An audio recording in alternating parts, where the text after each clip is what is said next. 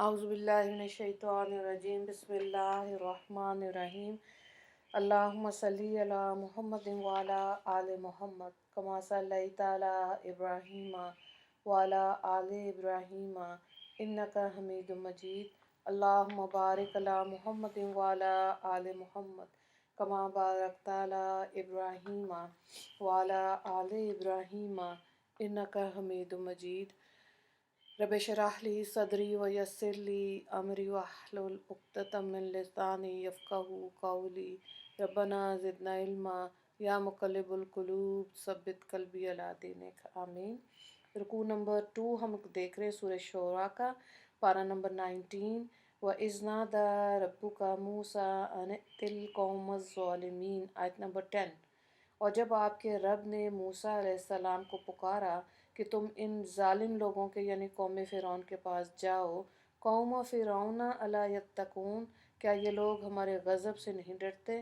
क़ाला रब्बी इन्नी अख़ाफ़ु अन युकज़्ज़िबून व युज़ीक़ु सदरी वला यंतलिक़ु लिसानी फ़अरसिल इला हारून वलहुम अलैया ज़ंबुन फ़अख़ाफ़ु अन यक़्तुलून।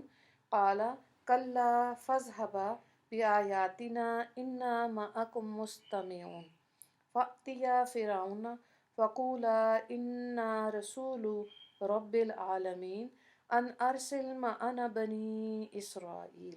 तर्जुमे को देखें। उन्होंने अर्ज़ किया कि ए मेरे परवरदिगार, मुझको ये अंदेशा है कि मुझको झुठलाने लगे और मेरा दिल तंग होने लगता है और मेरी ज़ुबान नहीं चलती, इसलिए हारून अलैहिस्सलाम के पास भी वही भेजी जाए। और मेरे ज़िम्मे उन लोगों का एक जुर्म भी है, सो मुझको अंदेशा है कि वो लोग मुझको कत्ल कर डालें। इरशाद हुआ, क्या मजाल है, सो तुम दोनों हमारे एहकाम लेकर जाओ, हम तुम्हारे साथ हैं, सुनते हैं। सो तुम दोनों फ़िरौन के पास जाओ और कहो हम रब्बुल आलमीन के रसूल हैं कि तू बनी इसराइल को हमारे साथ जाने दे।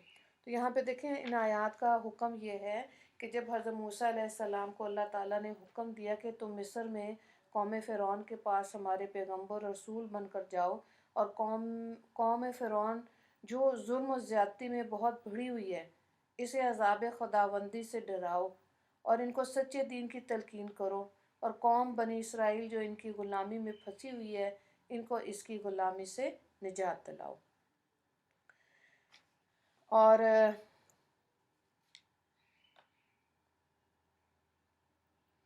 यहाँ पे ये भी है कि हज़रत मूसा अलैहिस्सलाम को क्योंकि ज़ुबान में लुकनत थी, तो अल्लाह ताला ने हज़रत हारून अलैहिस्सलाम को इनके भाई को भी नबी बनाया और उनका साथी बनाया ताकि तबलीग के काम में भी आसानी हो। अगली आयत को देखें।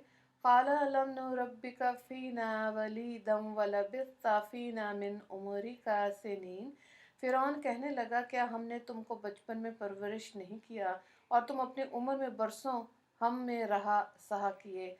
वफ़अलता फ़अलतका अल्लती फ़अलता व अंत मिनल काफ़िरीन। क़ाला फ़अलतुहा इज़म व अना मिनज़ ज़ालिमीन फ़फ़रअतु मिनका लम्मा ख़िफ़्तुकुम फ़वहब ली रब्बी हुक्मन वजअलनी मिनल मुरसलीन वतिल्का नेमतुम तमुन्नुहा अलैया अन अबत्ता बनी इसराईल। क़ाला फ़िरऔन वमा रब्बुल आलमीन। तर्जुमे को देखें। फ़िरौन कहने लगा कि क्या हमने तुमको बचपन में परवरिश नहीं किया और तुम अपनी उम्र में बरसों हम में रहा सहा किए, और तुमने अपनी वो हरकत भी की थी जो तुम बड़े नाशुक्रे हो। मूसा ने जवाब दिया कि उस वक्त वो हरकत मैं कर बैठा और मुझसे गलती हो गई। फिर जब वो मुझको डर लगा तो मैं तुम्हारे हाथ से मफरूर हो गया। फिर मुझको मेरे रब ने दानिशमंदी अता फरमाई और मुझको पैगम्बरों में शामिल फरमाया, और वो ये नेमत है कि जिसका तू मुझ पर एहसान रखता है कि तूने बनी इसराइल को सख्त ज़िल्लत में डाल रखा। फ़िरौन ने कहा, रब्बुल आलमीन की माहियत और हकीकत क्या है।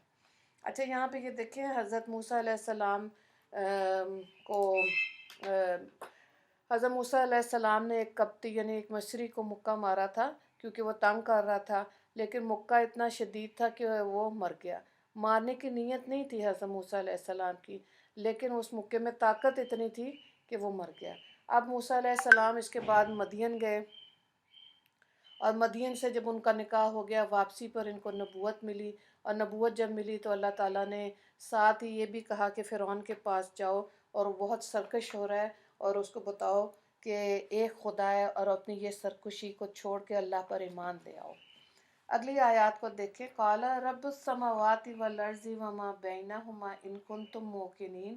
موسیٰ علیہ السلام نے جواب دیا کہ وہ پروردگار ہے آسمانوں کا، زمین کا، اور جو کچھ ان کے درمیان میں ہے، اس کو اگر تم کو یقین کرنا ہو۔ قال، فرعون نے اپنے ارد گرد سے کہا کہ تم لوگ سنتے؟ لمن حولہ الا تستمعون؟ قال ربکم ورب آبائکم الاولین۔ موسیٰ علیہ السلام نے فرمایا کہ وہ پروردگار ہے تمہارا اور تمہارے پہلے بڑوں کا۔ قال ان رسولکم الذی ارسل الیکم لمجنون۔ فرعون کہنے لگا کہ یہ تمہارا رسول جو تمہاری طرف رسول ہو کر آیا ہے مجنون ہے۔ قال رب المشرق والمغرب وما بینہما ان کنتم تعقلون۔ موسیٰ علیہ السلام نے فرمایا کہ وہ پروردگار ہے مشرق کا، مغرب کا، اور جو کچھ ان کے درمیان میں ہے اس کا بھی، اگر تم کو عقل ہو۔ قال لئن اتخذت الہا غیری لأجعلنک من المسوحین قال اولو جئتک بشیء مبین۔ فرعون کہنے لگا کہ اگر تم میرے سوا کوئی اور معبود تجویز کرو گے تو تم کو جیل خانہ بھیج دوں گا۔ موسیٰ علیہ السلام نے فرمایا کہ اگر میں کوئی صحیح دلیل، واضح دلیل پیش کروں تب بھی؟ قال فأت به إن كنت من الصادقين فألقى عصاه فإذا هي ثعبان مبين ونزع يده فإذا هي بيضاء للناظرين۔ ترجمہ، فرعون نے کہا اچھا تو وہ دلیل پیش کرو اگر تم سچے ہو۔ سو موسیٰ علیہ السلام نے اپنی لاٹھی ڈال دی تو دفتن ایک نمایاں اژدہا بن گیا، اور اپنا ہاتھ گریبان میں دے کر باہر نکالا تو وہ دفتن سب دیکھنے والوں کے روبرو بہت ہی چمکتا ہوا ہو گیا۔ اچھا، یہاں پہ دیکھیں موسیٰ علیہ السلام نے کہا کہ رب العالمین وہ ہے جو آسمانوں، زمین اور ان کے درمیان جو بھی مخلوقات ہیں سب کا پروردگار ہے۔ یعنی آپ کے جواب کا مطلب یہ تھا کہ وہ سب کا خالق ہے، سب کا مالک ہے، سب پر قادر ہے اور سب کا رازق ہے، اس لیے سب کا معبود ہے، یکتا ہے، اس کا کوئی شریک نہیں۔ آسمان اور اس کی مخلوق، زمین اور اس کی کائنات سب اسی کی پیدا کی ہوئی ہے، اور وہی سب کا رب ہے۔ اس کے سمجھنے اور جاننے کے لیے کوئی خاص لمبے چوڑے دلائل اور براہین کی بھی ضرورت نہیں۔ فطرت انسانی اس چیز کا یقین دلانے کے لیے کافی ہے۔ اس لیے اگر تمہارے اندر یقین کا جذبہ ہے اور تمہارے دل و یقین کی دولت سے خالی نہیں ہوئے تو رب العالمین کے یہ اوصاف ان کی ذات کے ماننے کے لیے کافی ہیں۔ حضرت موسیٰ علیہ السلام نے جو دیکھا کہ یہ بالکل جو فرعون ہے اس کو سمجھ ہی نہیں آ رہی، تو مزید اس کے سامنے ایک پیشکش کی جس طرح کے حضرت ابراہیم علیہ السلام نے نمرود کے سامنے آخر میں کہی تھی۔ آپ نے کہا کہ رب العالمین وہ ہے جو مشرق و مغرب کا مالک ہے، جو تمام کائنات کو ایک محکوم اور مضبوط نظام کے ماتحت قائم رکھنے والا ہے۔ اگر تم میں ذرا بھی عقل ہو تو بتاؤ کہ اس عظیم الشان نظام کو قائم رکھنے والا سوائے خدا کے کون ہو سکتا ہے؟